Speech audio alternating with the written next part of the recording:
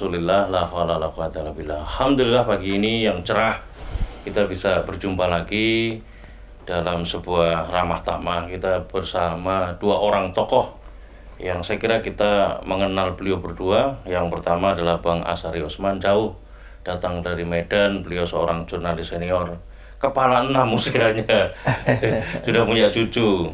Betul. Alhamdulillah kita akan coba sharing bersama beliau. Yang kedua adalah Bang Ahmad Kosinuddin. Yeah. Jadi saya mengumpulkan dua orang generasi tua dan generasi muda. Bang, langsung saja Bang ya. Baik. Ini kan suasana halal bihalal. Kemarin kita juga selenggarakan sebuah forum antar tokoh lah ya. Untuk apa kemarin itu temanya adalah merajut kebersamaan perjuangan. Jadi apa sih sebetulnya poin yang Abang sendiri rasakan sebagai hal yang penting, krusial kalau kita bicara dalam konteks persoalan sekarang ini ya.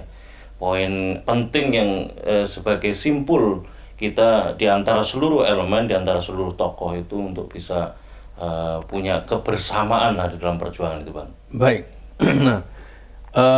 Masalah yang ada di internal umat Islam itu, dan itu dari dulu, kan kita bukan sekarang. Dari dulu itu adalah ada macam-macam. Ada yang memang nggak peduli dengan lain. Ada yang, mohon maaf, ada yang asabiah. Itu fakta ya.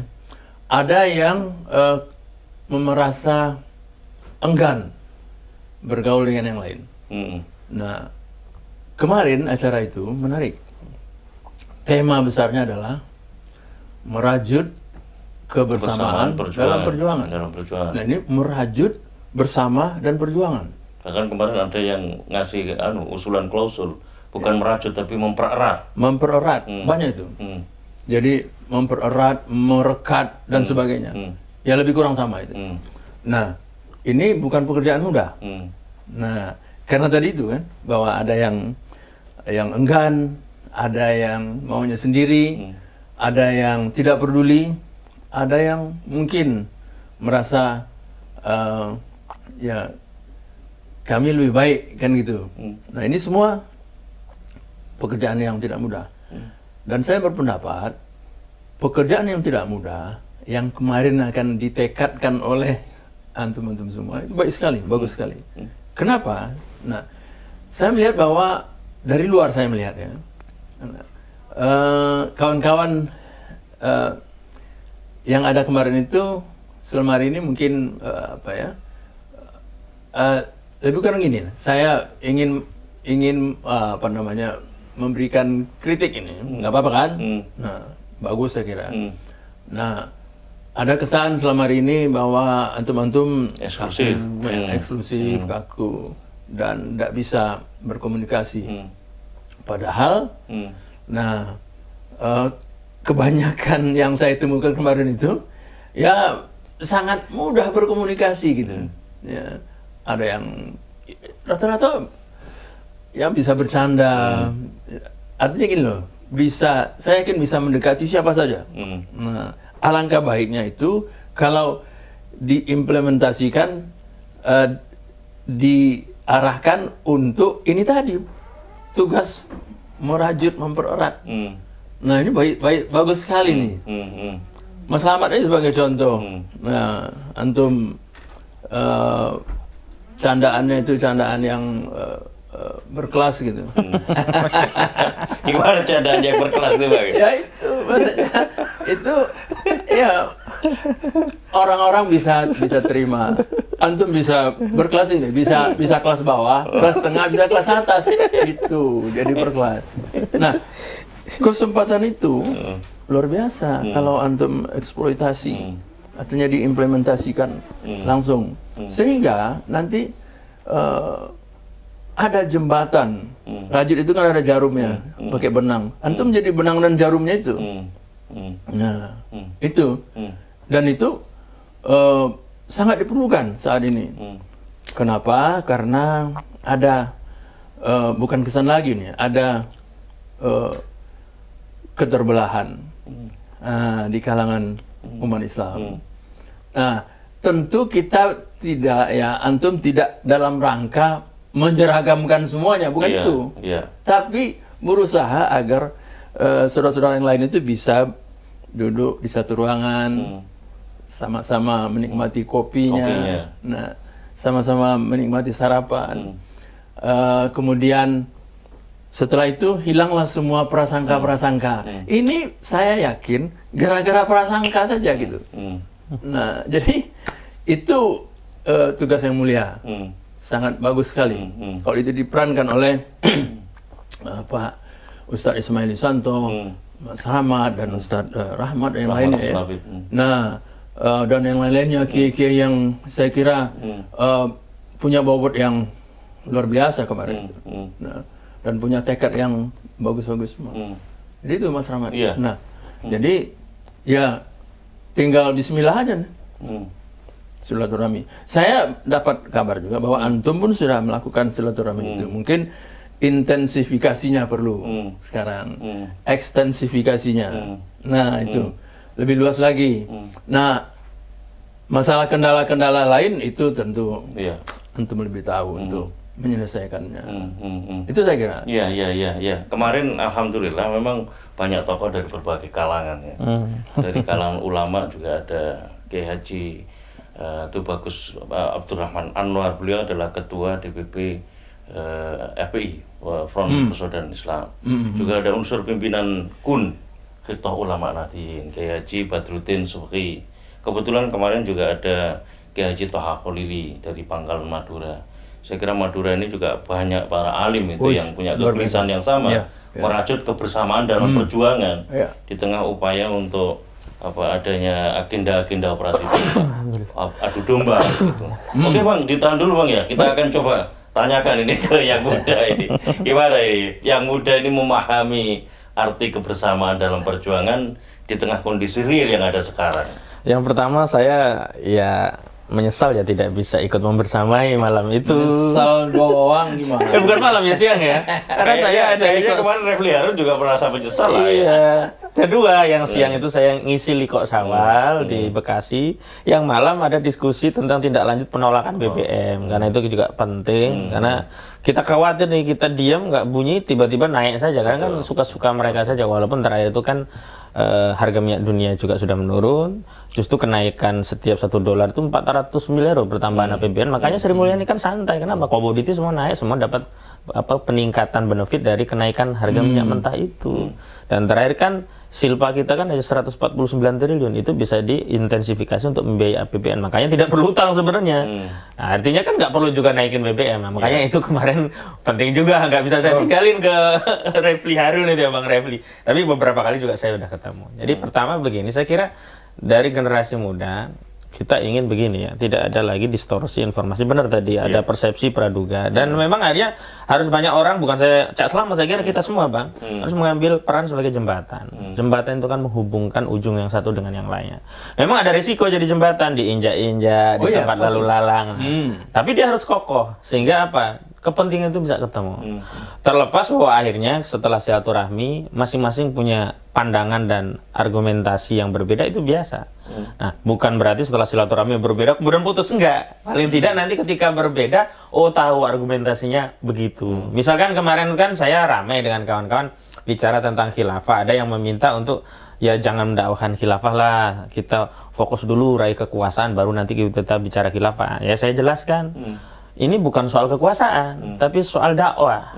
Dan dakwah itu adalah suatu kewajiban yang kalau kita sampaikan kita dapat pahala, kalau kita tinggalkan kita mendapat dosa. Justru akan menjadi praduga bagi publik kalau ngomong khilafah setelah kekuasaan. Artinya apa? Tujuannya cuma kekuasaan. Nah, kita ini tidak ingin tujuan kekuasaan, tapi ingin menyadarkan umat bahwa kita sebagai hamba Allah itu punya kewajiban taat kepada Allah. Dan taat kepada Allah itu tidak hanya dalam aspek pribadi keluarga, tetapi juga masyarakat berbangsa dan bernegara. Dan dalam konteks taat masyarakat berbangsa dan negara itu harus ada penerapan syariat Islam secara kafah. Nah, disitulah urgensinya khilafah. Karena tidak mungkin ada penerapan hudud, kisos, diat, takzir kalau tidak ada institusi yang menegakkan. Dan institusi itu kalau kita rujuk kepada sejarah, ya institusi khilafah. Sejak khilafah runtuh di 1924 kan takjir, hudud itu tidak diterapkan. Kenapa? Tidak ada institusinya. Nah, ini yang mesti sampai kepada umat. Karena nanti ketika khilafah tegak itu bukan diterapkan kepada penguasa, kepada masyarakat. Nah, kalau masyarakat belum disiapkan, tidak sejak dini dipahamkan khilafah itu adalah sesuatu yang mulia, bahkan dijejali dengan anti NKRI, anti Pancasila, akan mau menimbulkan perpecahan, non Muslim nanti semuanya akan dibantai. Ini kan sesuatu yang harus diluruskan.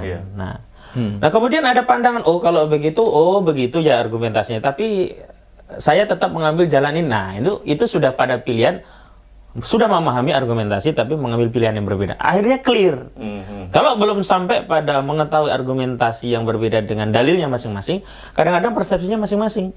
Menjudge orang lain dengan argumentasi bahwa dia itu begini karena begini. Padahal belum kita komunikasi. Makanya itu Bang, kemarin kenapa kami datang ke Pak Mahfud MD, saya ya dengan KPAU, bersilaturahmi di kantor Kementerian Politik, Hukum, dan Keamanan untuk menyambung jembatan pemahaman pikiran tentang apa sih maksudnya Pak Mahfud bilang haram mendirikan negara Nabi. Kan gawat tuh Bang. Haram itu sesuatu yang tercela. Nabi padahal uswatun hasanah, masa haram disandarkan kepada Nabi SAW. Dan yang kedua kan Pak Mahfud sering menyampaikan khilafah baku, khilafah tak baku, maksudnya apa? Nah, kami ingin datang menjembatani. Kalau nanti Pak Mahfud nih ya, misalkan sudah memahami argumentasi saya bahwa di dalam khilafah juga ada yang baku, yang ada juga yang tidak baku. Yang baku misalkan hukumnya pasti syariat. Tidak mungkin khilafah menegakkan hukum raja, khilafah menegakkan hukum rakyat, pasti syariat Islam. Yang baku bahwa khalifah itu dibaiat, nggak mungkin khalifah itu diputra mahkotakan seperti raja atau dipilih melalui proses kedaulatan rakyat, tapi harus ada baiatnya. Ini kan baku. Semua khalifah itu jadi khalifah dengan baiat. Dan khilafah misalkan dia punya sistem negara yang sifatnya universal, tidak nation state. Tidak ada batasan teritorial pasti, tapi dia akan mengemban dakwah ke seluruh penjuru dunia. Maka wilayah khilafah itu bisa akan meluas. Nah ini juga baku dari dulu begitu. Belum ada khilafah itu yang sifatnya nation state. Nggak ada wilayah khilafah itu hanya Irak saja. Dia akan meluas. Dulu khilafah negara Islamnya Nabi pertama di Madinah. Lama-lama meluas meliputi Mekah. Di zaman Umar meliputi Syam dan seterusnya. Nah seperti ini penting tadi merajut silaturahmi pada titik semua bisa memahami argumentasi. Dan saya justru berkeyakinan sebenarnya kalau umat ini memahami argumentasinya, mereka juga akan tercerahkan dan tidak akan lagi muncul khilafah itu ISIS, anti NKRI dan sebagainya. Kalau sudah begitu kan mereka akan berpikir, oh berarti kalau dengan khilafah bukan hanya NKRI yang terselamatkan, bahkan dunia. Bukan hanya NKRI wilayah negara khilafah, bisa jadi meluas, nanti Malaysia disatukan, Singapura disatukan, bahkan ini Indonesia ini bisa di pusat peradaban dunia. Siapa yang nggak bangga? Bukan mau mengkecilkan, tapi malah membesarkan. Kalau dalam konsep negara nation state kan nggak bisa, wilayah itu kan fix. Tapi kalau dalam konsep khilafah justru bakunya itu berkembang. Tapi bisa juga mengecil kalau dia tidak lagi taat, tidak dakwah, tidak mengemban jihad dan seterusnya. Saya kira setuju bahwa perlu ada pribadi, individu, dan bahkan institusi yang mengambil peran sebagai jembatan penghubung di antara simpul-simpul umat agar tidak ada lagi distorsi pemahaman di antara umat. Dan yang lebih penting adalah merajut ukhuwah. Karena begini ya, perbedaan pandangan itu istiadah itu boleh. Tapi ukhuwah itu wajib. Nggak boleh dong yang mubah mengalahkan yang wajib. Begitu Cak Selamat. Ya, alhamdulillah luar biasa saya kira ya. Halal bihalal silaturahmi itu bisa mewujudkan gagasan-gagasan, interaksi gagasan-gagasan pemikiran mulai dari persoalan teknis sampai ke persoalan yang strategis. Jadi luar biasa sekali. Tadi Bang Asyari Usman menekankan tentang pentingnya membangun ukhuwah di antara silaturahmi yang dilakukan. Sangat. Dan khilafah sebetulnya sebagai satu substansi yang bisa diinteraksikan itu memuat ketentuan juga ukhuwah, dakwah dan syariah lah kira-kira seperti itu ya. Sebagai satu substansi yang esensial. Terakhir ini Bang, saya ingin penegasan dari Abang semuanya ini, apakah semuanya kira-kira seperti apa ya harapan ke depan upaya untuk merajut kebersamaan perjuangan ini Bang? Nah begini, kita sudah tahu masalahnya. Sekarang solusinya juga sudah tahu. Tinggal antum-antum merekat ini. Ya ini kan tidak bisa jadi overnight ya, begitu atau balik telapak tangan ya. Dan ini prosesnya bisa ya pelan-pelan ya, bisa lama ya. Artinya tujuan untuk merekat persaudaraan itu yang kelihatannya sudah bukan kelihatan ya, memang sudah renggang-renggang di mana sana sini. Ada yang sampai macam-macam gitu, udah retak, ada yang retak betul gitu. Dan ini berbahaya. Saudara. Nah, ini keretakan ini memang ada kelompok orang yang menginginkannya gitu. jangan-jangan ada yang menginisiasi juga supaya tetap retak, tetap renggang, tetap bertengkar. Padahal ya akidahnya Allah Subhanahu wa taala. Iya kan? Tapi kok bisa berantem gitu. Nah, jadi kita antum tunjukkanlah bahwa tidak begitu sebetulnya. Ada kesalahpahaman.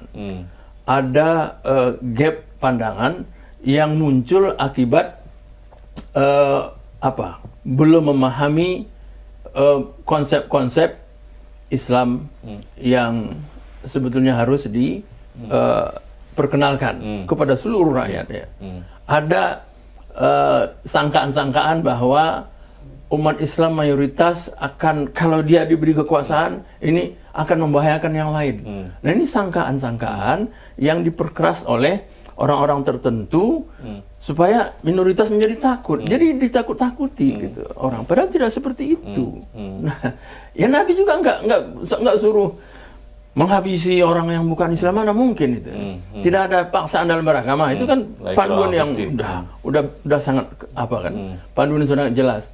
Kemudian contoh-contoh Nabi berkhidmat, berbakti kepada Yahudi yang buta kalau nggak salah ya, disuapin makanan. Nah, itu kan contoh bahwa tidak benar Islam akan merugikan minoritas maksud saya ya.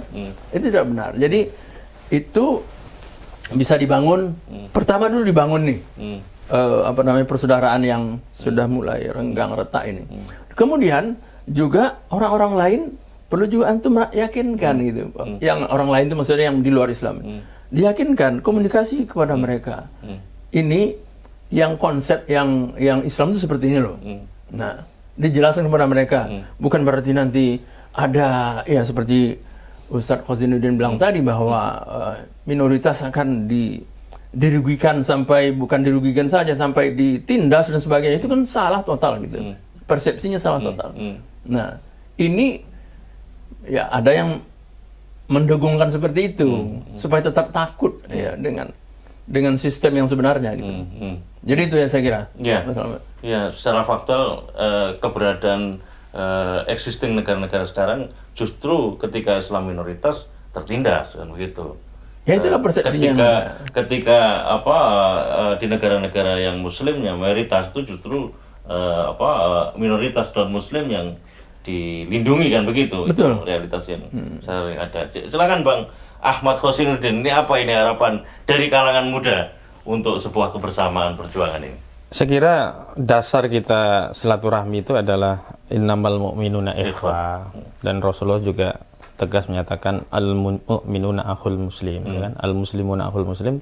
Itu jadi dasar kita bahwa sikap kita kepada sesama muslim itu dasarnya adalah husnuzon, baik sangka.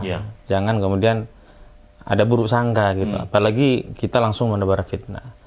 Nah, ini adalah modal untuk kita merajut kesepahaman pandangan tentang bagaimana masa depan bangsa ini mau kita perbaiki dengan apa. Nah, karena kita muslim, wajar dong kita akan perbaiki bangsa ini dengan Islam. Itu sudah konsekuensi akidah kita. Kecuali kalau kita tidak meyakini Islam itu al-islamu ya'lu wa la yu'la alaih. Kalau kita meyakini ada sesuatu yang lebih benar daripada Islam, bisa saja kita misalkan memperbaiki bangsa ini dengan sosialisme, kapitalisme, liberalisme. Karena kita meyakini Islam yang terbaik, maka kita ingin memperbaiki bangsa kita ini dengan Islam. Yang kedua, kalau sudah demikian berarti kan ada persoalan. Persoalan terkait apa? Desain perbaikan itu seperti apa? Sebenarnya kan di situ. Karena selama ini kan memang banyak desain perbaikan yang kemudian terbukti keliru, kemudian mereka menjudge atau memberikan persepsi bahwa kalau Islam itu pasti nanti akan kayak gini, misalkan ISIS, misalkan kalau nanti Islam itu akan begini-begini. Padahal itu bukan desain Islam yang dikehendaki oleh syariat. Kalau kita mau fair, kita contoh ke era Nabi. Desain Islam itu seperti era Nabi, Khulafaur Rasyidin dan para generasi setelahnya. Dan kalau kita mau fair ya, sebenarnya harus kita rujuk itu adalah sumber Islamnya ya, Al-Quran dan As-Sunnah tadi. Nah, untuk menerjemahkan Al-Quran dan As-Sunnah di era now itulah maka butuh seorang pemikir ya yang menyambungkan ya era old dengan era now. Ini butuh mustahid ya, istiad yang luar biasa. Misalkan kalau kita bisa bicara negara, dulu nggak ada pembahasan tentang konstitusi, tapi era now nggak mungkin bicara negara kalau tidak bicara konstitusi. Iya, betul. Maka butuh istiad bagaimana mendesain konstitusi yang islami, yang mengadopsi nilai-nilai islami. Nah ini yang kemudian kalau sudah ada konstitusi yang mengadopsi nilai-nilai Islam harus dikomunikasikan agar diketahui argumentasinya apa, dalilnya apa.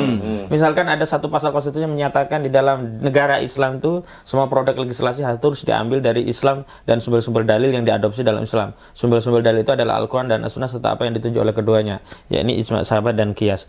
Nah, ini adalah satu pasal yang butuh ditelusuri dalilnya. Oh, ternyata benar sumber hukum Islam itu adalah Al-Quran dan Sunnah.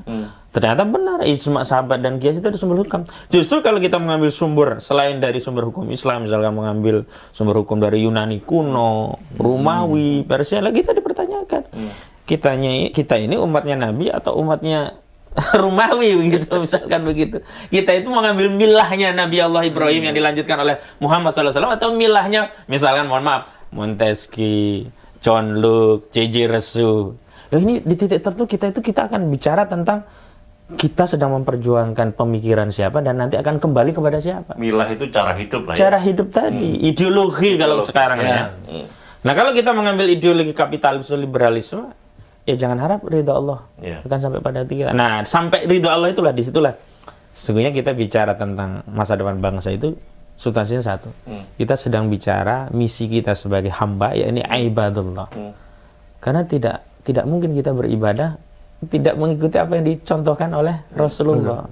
Perintahnya Rasulullah, Allah dan Rasulnya terapkan Islam. Dipraktikan oleh Rasulullah, mengadili orang mencuri juga dengan syariat Islam. Mengadili kasus zina, Maiz sama Ghomidia juga dengan Islam. Lah kok kita ngaku umatnya Rasulullah, begitu ada kasus zina atau kasus LGBT kita bilang, oh itu kebebasan. Nah kan kacau. Nanti kita akan diminta pertanggungjawaban akidah kita. Apa dasarnya dulu mengatakan LGBT itu bebas, tidak ada aturan. Padahal Allah sudah turunkan Al-Quran, sudah Al-Hadis jelas. Nah ini saya kira tanggung jawab kita sebagai seorang mukmin. Paling penting itu. Dan di titik itu sebenarnya visinya bukan lagi tentang kekuasaan sebenarnya. Visinya tentang kita, ini masing-masing dari kita akan kembali kepada Allah dan nanti akan dihisab. Nah visinya adalah kita ingin menjadi hamba Allah yang bertanggung jawab. Sehingga kita selamat sampai di sono. Jangan hanya kita nanti selamat di dunia aja, dunia dan akhirat. Demikian, Cak, selamat dari saya. Terima kasih ya Zakaran kepada Bang Asar Usman dari golongan tua yang terus semangat meski kepala 6, dia terus semangat untuk memberikan pencerahan kepada kita semuanya, kepada umat. Bang Ahmad Kusnuddin sekalipun muda, masya Allah luar biasa.